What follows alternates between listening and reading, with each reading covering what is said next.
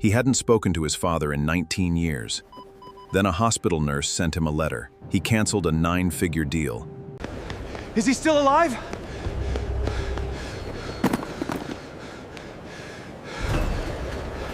A private jet touches down on a runway just outside a small American city, and the man who steps off it is worth more than the entire county he's landing in. He doesn't wait for a car. He walks past the terminal, past the taxi line, out to the street, because for the first time in 19 years, waiting even 60 more seconds feels unbearable. 20 minutes later, he is standing in a hospital hallway he swore he would never set foot in again, and he is sobbing. Not the composed, dignified grief people expect from men like him. Real, ugly, shoulder-shaking sobbing, in front of strangers, in front of nurses, in front of a woman who makes $41 an hour, and who is the entire reason he is standing there at all. To understand how one of the richest men in the country ended up broken open in a hospital corridor, you have to go back 6 weeks to a woman who had no idea what she was starting. Ellie Voss has been a nurse for 19 years, though most people on her floor just call her Ellie. She works 12-hour shifts that regularly become 14, in a hospital that runs on a budget stretched thinner every year for a paycheck that covers rent, groceries, and not much else. She is 46 years old, a widow, and the only parent her 16-year-old daughter Sophie has ever really known, since Ellie's husband died when Sophie was 3. Nobody would blame her for treating the job as exactly that, a job. Clock in, do the work, clock out, go home. But Ellie has never been built that way. She is the nurse who remembers a patient's grandson's name after hearing it once. The one who stays 15 minutes past shift change because a man in room 412 looked like he needed someone to sit with him for just a little longer. At home, Ellie's life is a quiet study in doing more with less. Her apartment is small, the kind with a leaking faucet she's been meaning to fix for months, and a car in the parking lot with a check engine light she's learned to ignore. Sophie is 16, sharp-tongued in the way teenagers are when they're actually paying close attention to everything. And she has grown up watching her mother come home exhausted more nights than not, only to still ask about Sophie's day with genuine interest before collapsing onto the couch. There is no extra room in the Voss household for anything resembling luxury, and there hasn't been since Ellie's husband died in a workplace accident when Sophie was 3 years old, leaving Ellie to raise a daughter alone on a nurse's salary in a city where rent climbs faster than wages ever seem to. What people who don't know Ellie well tend to miss is that her willingness to give more than the job requires isn't naivety. She understands exactly what it costs her: the missed dinners, the unpaid hours, the toll of caring deeply about people who will, statistically, not survive the year. She does it anyway. Not because she hasn't learned the cost, but because she decided a long time ago, somewhere in the fog of her own grief after her husband died, that the alternative, becoming someone who stops noticing when a person is suffering alone, is a cost she isn't willing to pay instead. It is this exact quality, invisible on any hospital scorecard, that puts her in the path of Walter Kessler on an otherwise unremarkable Tuesday morning. Room 412 belongs to Walter Kessler, 78 years old, admitted for a terminal illness that everyone on the floor already understands is not something he is going to walk away from. What makes Walter unusual isn't his diagnosis. Terminal patients pass through this floor every week. What makes him unusual is that in the 5 weeks he has been here, not a single visitor has come to see him. No wife, no children, no old friends stopping by with flowers and small talk. Just Walter, alone, with a wallet that holds nothing but a single faded photograph of a woman and a boy standing in front of a modest house. When one of the younger nurses runs his information for a routine intake update, she finds something that stops her cold. Walter Kessler's son is listed in public records as the founder and CEO of one of the largest logistics and technology companies in the country, a billionaire, and he has never once come to see his dying father. Ellie doesn't know any of that when she first walks into room 412 with his evening medication. What she sees is a man who barely looks up when she enters, who answers her questions in clipped, one-word sentences, who has clearly decided that engaging with anyone is more effort than it's worth. Most nurses would take the hint and keep visits brief and clinical. Ellie doesn't. She notices the coffee on his tray is untouched, the hospital brand that tastes like burnt cardboard, and the next morning, she brings him a cup from the good machine in the doctor's lounge, the one she isn't technically supposed to use for patients. She sets it down without making a thing of it. Walter looks at the cup, then at her, and for the first time since he was admitted, something in his face shifts. It isn't gratitude exactly. It's surprise. Surprise that someone noticed something so small. He asks her, gruffly, why she bothered. Nurses have brought him coffee before, but always the hospital brand, always with the same rehearsed pleasantry attached. Ellie tells him honestly that she noticed he never drank it, and figured the problem was probably the coffee and not his appetite. It's such a small, practical observation that Walter almost laughs, the first real sound of amusement anyone on the floor has heard from him in weeks. He doesn't say much else that morning, but the next day, when Ellie comes in for her rounds, he's sitting up a little straighter, and he asks her, almost reluctantly, how her day is going. It's the first question he's asked any staff member since he was admitted, and Ellie recognizes it for what it is, a door opening just slightly, testing whether it's safe to open further. The photograph in Walter's wallet, the one that survives every intake form and every change of clothes, shows Margaret and a boy of maybe 9 or 10 standing in front of a small brick house with a hand-painted sign in the yard that reads Kessler Machine Works. It's the only clue Ellie has, in those first days, to who Walter used to be before he became a quiet, closed-off man in a hospital bed. She doesn't ask about it directly. She has learned, over 19 years of nursing, that people reveal themselves on their own timeline, and pushing too early usually just teaches them to close the door faster next time. So she waits, brings the coffee, checks his vitals, adjusts his pillow without being asked, and lets the relationship build one small, unremarkable moment at a time. Over the next 2 weeks, the coffee becomes a routine. So does something else, conversation. At first it's small talk, the kind that fills silence without meaning anything.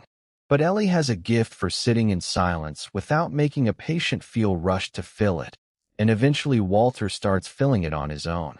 He tells her about the small manufacturing business he spent 30 years building from a single machine in a rented garage.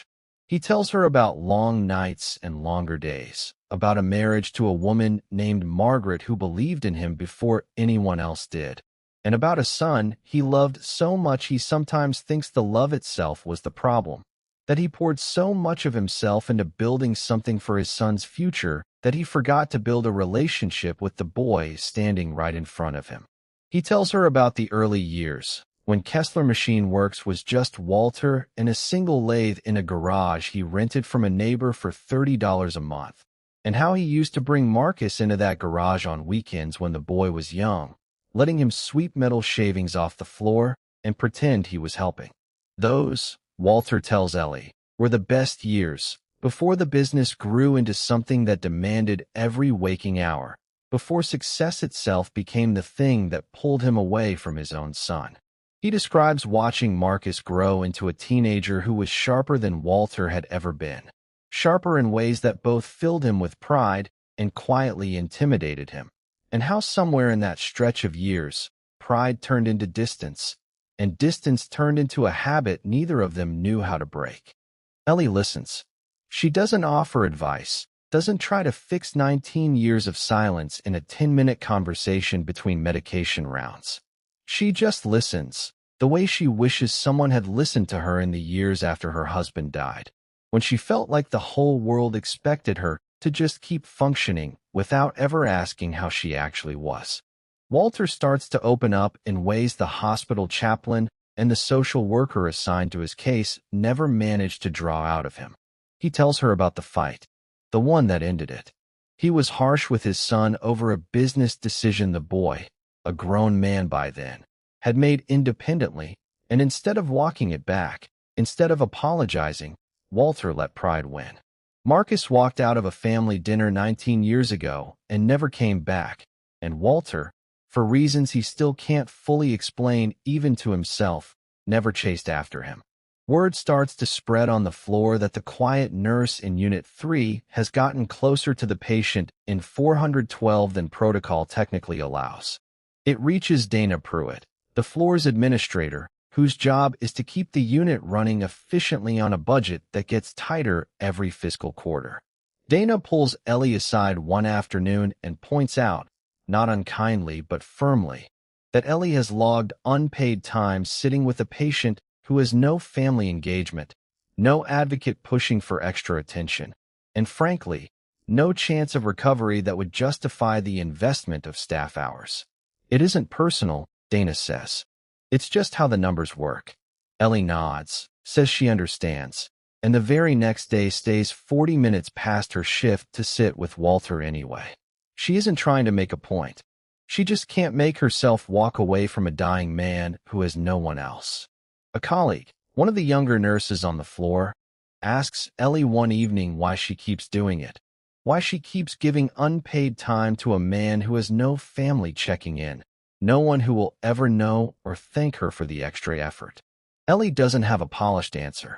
She just says that somebody has to be the person in the room, and that she would want somebody to be that person for her own mother, or for her, if it ever came to that. The younger nurse doesn't fully understand it in the moment, but she remembers the conversation for years afterward, long after this story becomes something the entire floor still talks about. If you've made it this far, you already know this is the kind of story that's easy to scroll past and hard to forget once you've actually sat with it. So go ahead and hit subscribe now, because the next part of what Ellie is about to do is where everything changes, and you won't want to miss where this goes. The turning point comes on a Tuesday evening. Walter's condition has been declining steadily, and everyone on the floor, including Walter himself, understands that his time is now measured in weeks, not months. He asks Ellie to close the door and sit down, and he tells her something he has never said out loud to anyone at the hospital. He wants to send his son a letter, not to ask for reconciliation, not to guilt him into a hospital visit, but simply to say the things he was too proud to say 19 years ago while he still has the ability to say them at all. The problem is that Walter doesn't know how to reach him. There's no relationship left to leverage, no phone number that still works, nothing but a name that shows up in business magazines, and a wallet photograph frozen in a time before everything fell apart. Ellie could tell him this isn't her job. She could tell him hospital policy doesn't cover playing messenger between estranged family members, especially not for a man worth billions of dollars who has made no effort in 5 weeks to see his own father. But she has already crossed that line in every way that matters, and one more step doesn't feel like a line anymore. She sits with the request overnight before agreeing to it, not because she doubts whether she wants to help, but because she understands, better than most, the danger of inserting herself into a family wound that's had 19 years to scar over in its own uneven way. She has seen families torn apart further by well-meaning outsiders who thought they understood a situation they'd only glimpsed from a hospital bedside. She calls a friend from nursing school, now working hospice care across town, and asks her opinion without giving specifics. Her friend tells her that in her experience, dying patients rarely regret reaching out, and families rarely regret receiving the chance to say goodbye, even when the outcome isn't the reunion everyone hopes for. That conversation is what finally settles it for Ellie. She tells Walter she'll try. That night, after her shift ends, she spends 2 hours at her kitchen table with her laptop, cross-referencing public records, old news articles, and a name Walter mentioned in passing. A former business partner who might still be in contact with Marcus. It takes her 3 days of careful, persistent effort, the kind most people would have given up on after the first dead end. But Ellie doesn't give up. The first attempt, A general inquiry sent through the company's public contact form disappears without a trace, exactly as she expects it to. The second, a call to the corporate switchboard, gets her as far as a polite assistant who explains that Mr. Kessler doesn't take unsolicited personal calls, and no, there isn't a way to leave a message that will reach him directly. Most people would have stopped there, satisfied they'd made a reasonable effort. Ellie doesn't stop, partly because she promised Walter she would try, and partly because something about the sheer difficulty of reaching a man's own father makes her more determined, not less. It's the former business partner, a man named Harold who worked alongside Walter in the early years of Kessler Machine Works, and stayed loosely in touch with Marcus over the decades even after the family fractured, who finally provides the opening she needs. Harold is retired now, living 2 states away, and when Ellie reaches him by phone and explains the situation, there's a long pause on the other end of the line before he says quietly that he always wondered if this call would come one day. He gives her the direct email address for Marcus's executive assistant, along with a warning that it likely won't get read, that Marcus has spent 19 years actively avoiding exactly this kind of contact. Ellie thanks him anyway, and that evening, she finds a way to get a message directly to Marcus Kessler's personal office. Marcus Kessler's world looks nothing like the hospital hallway 500 miles away. He sits in a glass-walled office on the top floor of a building bearing his company's name, in the middle of finalizing an acquisition that will make headlines the following week. He is 51 years old, sharp, controlled, the kind of man who has built an empire specifically by never letting sentiment slow down a decision. His company started as a single delivery route he ran himself in his 20s, using savings and a used van, built stubbornly and methodically over 2 decades into a logistics and technology empire that now employs tens of thousands of people across the country. Colleagues describe him as brilliant and demanding, fair but distant, the kind of leader people respect deeply without ever quite feeling close to. He has been married once, briefly, in his 30s, and the marriage ended, in his own private assessment, largely because he never learned how to let another person see the parts of him he keeps locked away, a habit he has never fully connected to the night, 19 years ago, when he decided the safest thing to do with his own father was simply to stop trying. When his assistant flags a message from a hospital nurse claiming to be caring for his father, Marcus's first instinct is irritation. He has spent 19 years building a life that doesn't require his father in it, and he has told himself, over and over, in board meetings and quiet moments alike, that walking away that night was the right call. He reads the message once. Then he sets it aside and goes back to the acquisition. He tells himself he'll deal with it later. He doesn't. What Marcus doesn't say out loud, not even to himself, is that the message unsettles him more than he expected. That night, alone in his apartment overlooking a city skyline he essentially owns a piece of, he finds himself staring at his phone, thumb hovering over the message, unable to either respond or fully delete it from his mind. He has spent 19 years convincing himself that his father's coldness that night was proof of something he'd always suspected, that his father cared more about the business than about him. It was easier to build a life around that story than to question it. But something about a stranger, a nurse with no financial motive, taking time out of her own life to track him down for a man who has nothing left to offer anyone, doesn't fit the story he's told himself for nearly 2 decades.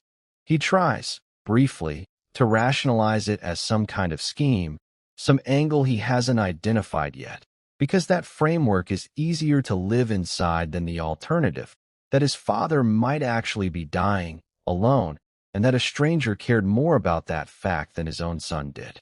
He runs a background check on Ellie the next morning out of habit more than suspicion, and what comes back is exactly what he expects to find and nothing more. A working nurse, a single mother, no connection to his father's business, no financial motive, nothing to explain her effort except the explanation she gave him herself, which he still hasn't been able to shake. For 3 days, Marcus goes through the motions of his usual life. Meetings, calls, a dinner with investors where he says all the right things while barely tracking the conversation. He tells himself repeatedly that he'll respond to the message eventually, that there's no urgency, that his father chose this distance just as much as he did. But underneath the rationalizations is something Marcus hasn't felt in years. The particular discomfort of a story you've told yourself so many times it became load-bearing, starting to show its first crack. Back at the hospital, Walter's condition takes a sharp turn for the worse on a Thursday night. His vitals drop, his breathing becomes labored, and the attending physician gently tells Ellie what she already suspects, that they are likely looking at days now, not weeks.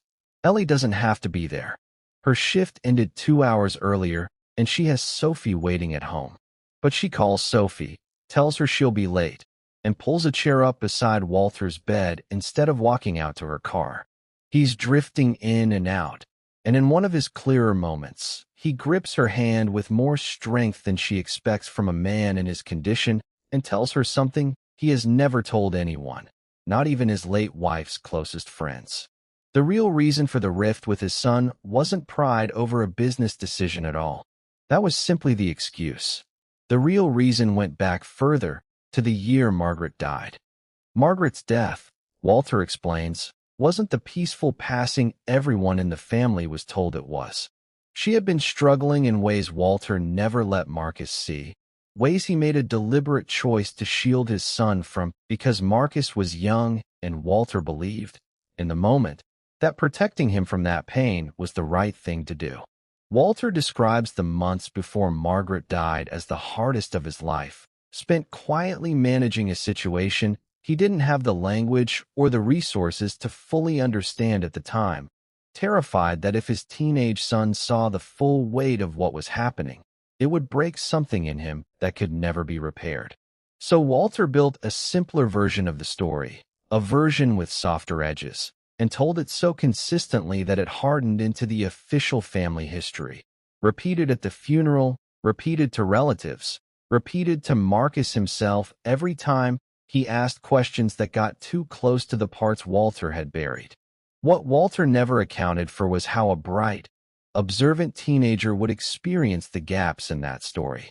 Marcus noticed the inconsistencies even then, the way certain questions made his father go quiet, the way certain topics were simply never revisited, the sense that something in the house had shifted that nobody would explain to him. He filled those gaps himself, the way children of guarded parents often do. And the story he built was that his father was simply incapable of being honest, incapable of real emotional presence, a man who processed grief by retreating rather than by talking. It wasn't true, but it was the only theory Marcus had. And over 19 years, a theory repeated often enough starts to feel indistinguishable from fact. He built a version of events that was easier to live with, told it so many times he almost believed it himself, and never once considered that the silence and evasiveness Marcus picked up on as a teenager, the sense that his father was hiding something, would calcify over the years into the belief that Walter simply didn't feel enough to explain himself. The fight 19 years ago wasn't really about a business decision. It was 2 decades of an unspoken wound finally tearing open, and neither man had the tools to name what was actually happening. Ellie sits with that for a long moment before she understands what Walter is really asking of her. He wants her to make sure Marcus knows the truth, even if Walter himself doesn't survive long enough to say it in person. That night, after Walter finally drifts into a heavier sleep, Ellie goes home and writes a letter of her own, not replacing Walter's words, but attaching a short note explaining who she is and why this message matters enough to reach through every professional boundary to deliver it. She sends it the next morning, along with a message from Walter himself, dictated in fragments over the following 2 days as his strength allows, capturing in raw, unpolished language the truth he had buried for 19 years and the apology he never had the courage to offer while there was still an easy way to offer it. Marcus opens the letter on a Saturday morning, alone in his apartment, coffee going cold on the counter beside him. He reads his father's words twice, then a third time, and somewhere in the second reading, the story he has told himself for 19 years starts to come apart. He calls the number listed for Ellie without fully deciding to. She answers on the second ring, expecting a professional call about a patient's family logistics. What she gets instead is a man's voice, controlled but visibly shaking underneath, asking her directly whether his father is still alive. Ellie tells him the truth. Walter is still with them, but time is short. There is a long silence on the other end of the line before Marcus asks, quietly, whether it's too late to come. Ellie tells him it isn't, but that he shouldn't wait. She keeps her voice steady and professional, the same voice she'd use with any family member calling about a patient's condition, even though her hands are shaking slightly as she says it, aware that she is speaking to a man whose name she has now seen attached to more headlines and market analyses than she can count. Marcus asks her one more question before hanging up, whether his father has been alone this whole time, whether anyone has been with him. Ellie hesitates for just a moment before answering honestly that she has, whenever she could be. There's another silence on the line, longer this time, and when Marcus finally speaks again, his voice has changed entirely, stripped of the composure he walked into the call with. He thanks her, tells her he's on his way, and hangs up before she can respond. If you've stuck with the story this far, you already know how much this kind of quiet, deliberate cruelty and quiet, deliberate kindness both shape the people we become. Drop a comment letting me know if you've ever had a moment like Ellie's, where doing the right thing cost you something and you did it anyway. Because what happens next is the reason this story is worth finishing. Marcus doesn't wait for his assistant to book a flight through normal channels.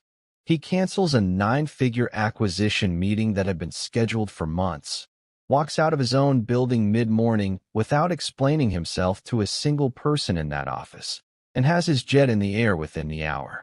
For the entire flight, he stares out the window without seeing any of it, running through 19 years of assumptions he had never bothered to question, of holidays spent apart, of a father he had quietly written off as someone who simply didn't have the capacity to love him the way he needed to be loved.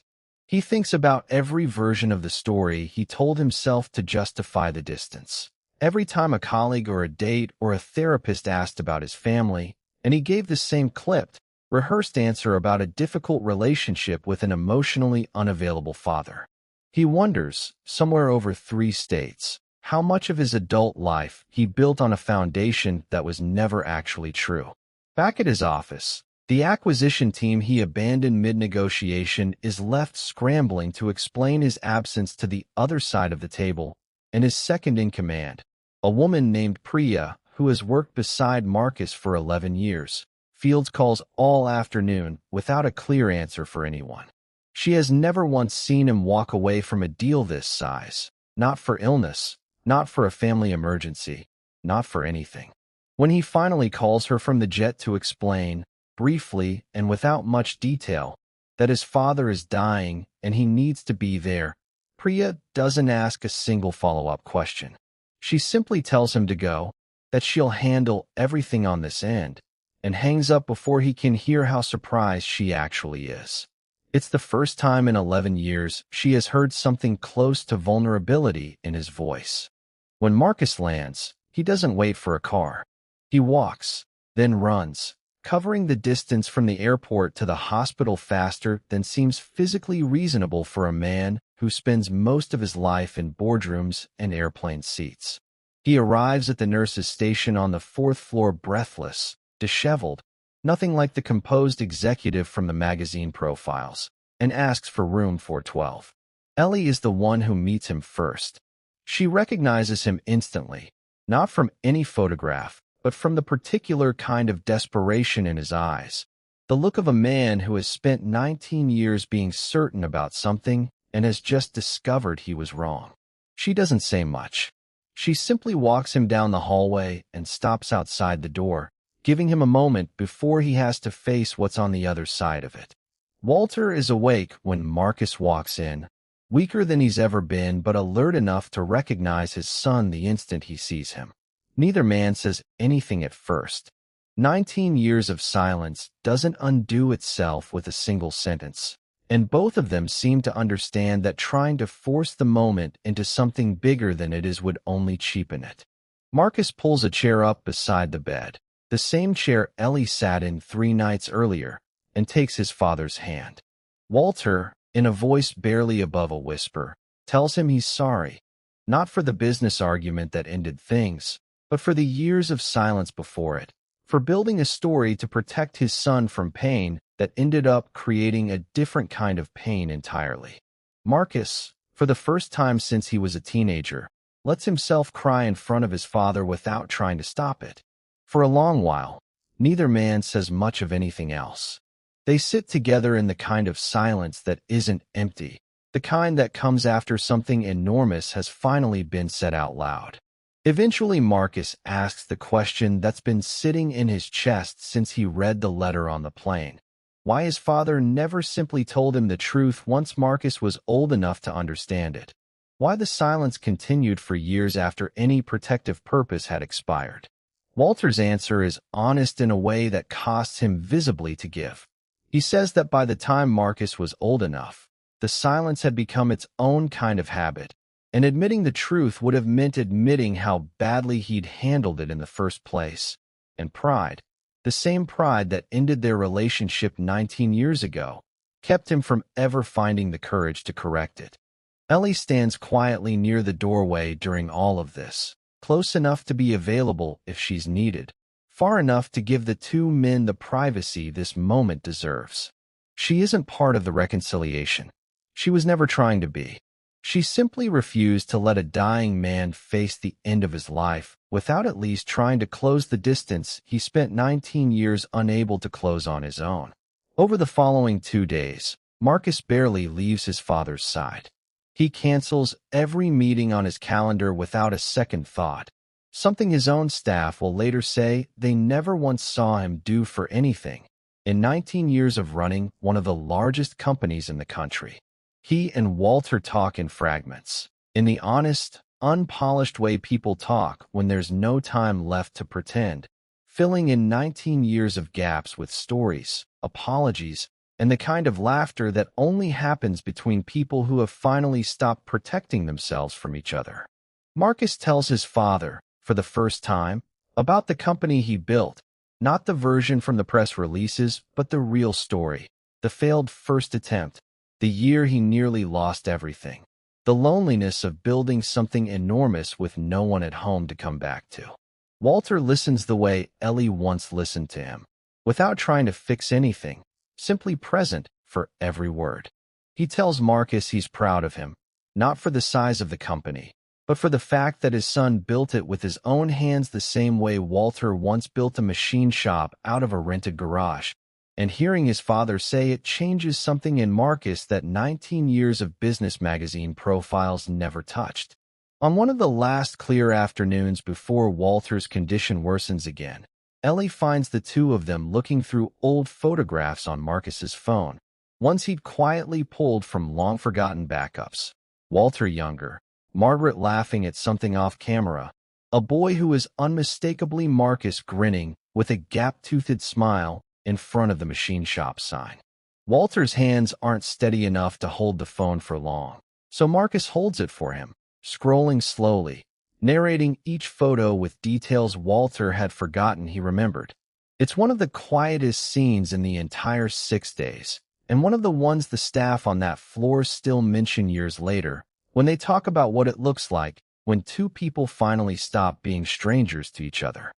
The night before Walter passes, Ellie sits with Sophie at their kitchen table and, for the first time, tells her daughter the whole story from the beginning. The coffee, the letter, the phone call, the billionaire who ran through an airport to reach his dying father.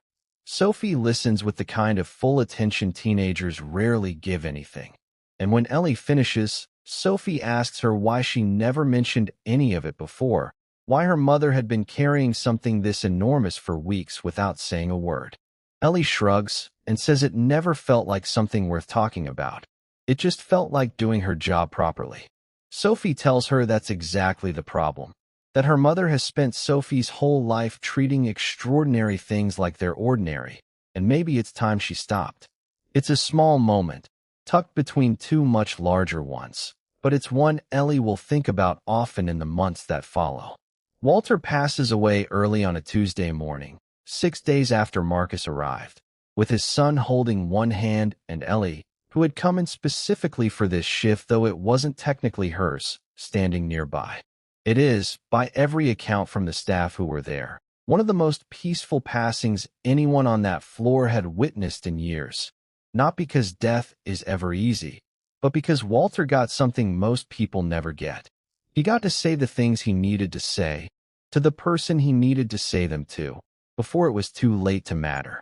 In the hallway outside room 412, minutes after his father's death, is where Marcus finally breaks down completely.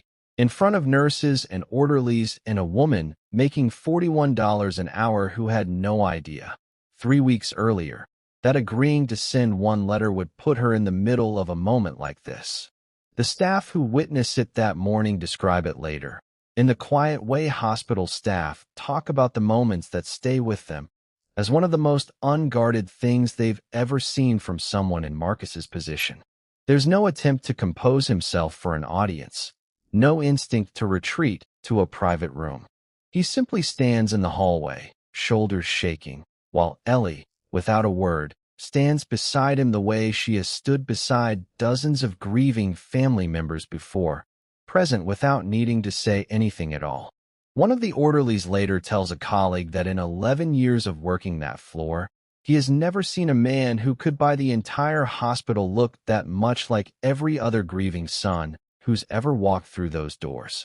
Walter's funeral, held the following week, is small and quiet, attended by a handful of former employees from Kessler Machine Works, a few neighbors from the old house in the photograph, and Ellie, who Marcus specifically asks to sit with the family despite having no legal claim to that title. Marcus speaks briefly, without notes, and instead of the polished remarks his staff expected him to have prepared, he simply tells the small gathering about a nurse who refused to let his father die as a stranger to his own son, and how that single decision changed the last 6 days of Walter's life more than anything else could have.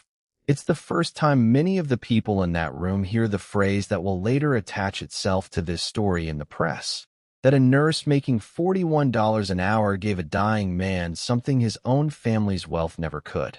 In the weeks that follow, Marcus doesn't disappear back into his old life the way people who knew him expected. He reaches out to Ellie directly, not through an assistant, and asks to meet with her. She assumes he wants to thank her formally, maybe send flowers, and is prepared to tell him it isn't necessary, that she was just doing what felt right. What he actually offers catches her completely off guard. He tells her he's establishing a foundation in his father's name, focused on end-of-life care and support for patients without family advocates, the kind of patients who, like his own father, spend their final weeks with no one in the room unless a nurse decides to care more than the job requires. He asks Ellie to help shape how the foundation actually works on the ground, because he trusts her understanding of what patients like his father actually need far more than any consultant he could hire. Ellie is hesitant at first, unsure whether she has the time or the expertise to be involved in something with that much money and structure behind it. But Marcus makes it clear he isn't looking for a figurehead. He wants someone who has actually sat in those rooms, who knows what a dying man without visitors actually needs in his final weeks. And he tells her plainly that no consultant in the world can replicate the kind of insight she has simply by having done the work herself, unpaid, for years, before anyone thought to ask her opinion on it. Over the following months, the foundation takes shape around exactly the kind of care Ellie always wished existed, but never had the authority or budget to build on her own. Trained companion volunteers for patients without family, additional funded staff hours specifically protected from budget cuts, Small comforts like real coffee and private conversation time built into a hospital's actual operating plan instead of depending on which nurse happens to be working that day. Ellie spends her evenings after her regular shifts helping design training materials and interview protocols, work that is exhausting in a completely different way than bedside nursing. But that leaves her with a specific kind of satisfaction she hasn't felt in years. The sense that the thing she always did quietly, invisibly, is finally being built into the system itself. He also does something Ellie never expected and never would have asked for. He sets up a fund covering the full cost of Sophie's education, from the remainder of high school through whatever college she chooses to attend, with no conditions attached beyond Sophie's own effort. When Ellie tries to protest that it's too much, that she never did any of this expecting anything in return, Marcus tells her that's exactly the point. She didn't do it for a reward, and that's precisely why she deserves one. But the change that means the most to Ellie personally isn't the money. It's what happens at her own hospital 3 months later, when the foundation partners directly with her floor to fund additional staffing hours specifically earmarked for patients without family present, the exact kind of unpaid, uncounted time Ellie had been quietly absorbing on her own for years, now built into the budget as something the hospital actually values instead of something it discourages. Dana Pruitt, the administrator who once pulled Ellie aside to explain why her time with Walter didn't make financial sense, is among the first to receive the new funding guidelines, and by every account handles the shift with quiet grace, understanding exactly what changed and why. Ellie doesn't become famous. She doesn't do interviews or write a book about the experience. She goes back to her 12-hour shifts, her drive home to Sophie, her ordinary life that looks, from the outside, exactly like it did before any of this happened. But something in the culture of that floor shifts permanently, in ways the staff who work there will point to for years afterward. A sense that the kind of quiet, unpaid compassion Ellie always offered isn't just tolerated anymore, but genuinely valued. Because one billionaire finally understood what it actually costs a person to give that kind of care without ever expecting anything back. Sophie, when she learns what her mother's education fund actually covers, doesn't fully grasp the scale of it at first. She's 16, and numbers like that don't mean much until she starts researching colleges months later and realizes, for the first time in her life, that cost isn't the deciding factor it always was for every other family decision she'd watched her mother make. What sticks with her more than the money, she tells Ellie one evening at their kitchen table, is watching her mother do something extraordinary while insisting the whole time that she was just doing her job. It's a lesson Sophie carries with her long after the details of the story fade from public conversation, a quiet, permanent shift in how she understands what it actually looks like to be the kind of person worth being. Marcus visits the hospital periodically after that, not as a headline-generating donor making a public appearance, but quietly, usually stopping by Ellie's floor to check in, sometimes sitting for a few minutes with patients who remind him of his father. The two of them never become close friends in any conventional sense. Their lives are simply too different for that. But there is a mutual respect between them that neither one needs to explain to anyone else. What started as one nurse refusing to treat a dying man like a room number instead of a person became something neither of them could have predicted 6 weeks earlier. Proof that the kind of kindness that expects nothing in return is rare enough to change the trajectory of more than one life, and durable enough to outlast even the kind of fortune that can buy almost anything else in the world. There's a version of this story where Ellie never brings that first cup of coffee, where she decides, reasonably, that a patient with no family and no chance of recovery isn't worth the extra 15 minutes at the end of an already exhausting shift. Nobody would have blamed her. It's the version most people, most days, quietly choose without ever thinking of it as a choice at all. But that's exactly what makes this story worth telling. Not that Ellie did something impossible, but that she did something entirely ordinary, something anyone could theoretically do. And the sheer rarity of anyone actually doing it is what turned an unremarkable Tuesday morning into the reason a father and son found their way back to each other before it was too late. Somewhere out there right now, in a hospital exactly like this one, there's another room 412, another patient nobody's checking on, waiting for someone to decide that 15 extra minutes is worth it. If this story moved you even a little, that's exactly why it's worth sharing. Leave a comment below about someone in your own life who showed up for a stranger the way Ellie did, because stories like this only keep reaching people when you take 30 seconds to pass them along. And if you want more stories like this one, make sure you're subscribed, because there's another one waiting for you next. Thank you for spending this time with me. I'll see you in the next one.